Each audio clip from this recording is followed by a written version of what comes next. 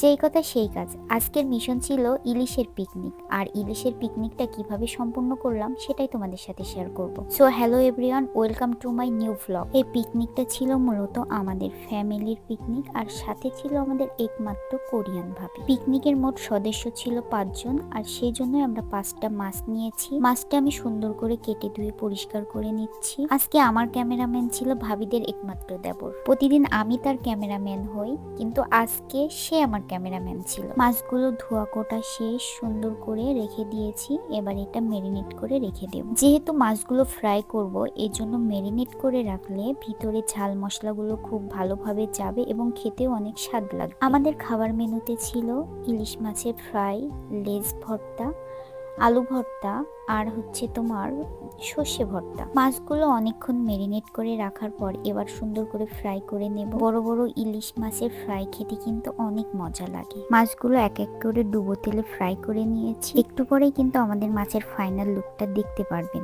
মাছটি দেখতে যেমন লোভনীয় লাগছে, খেতে কিন্তু অতুলনীয় স্বাদ ছিল। এবার আমি লেজের কাঁটাগুলো ভালোভাবে বেছে নেব।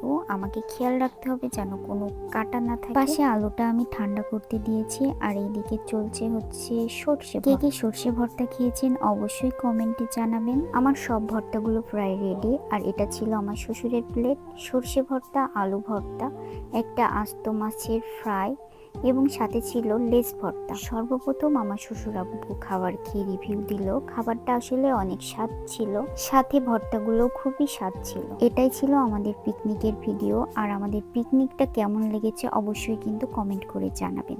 আবার নেক্সট ভিডিওতে দেখা হবে। আল্লাহ হাফেজ।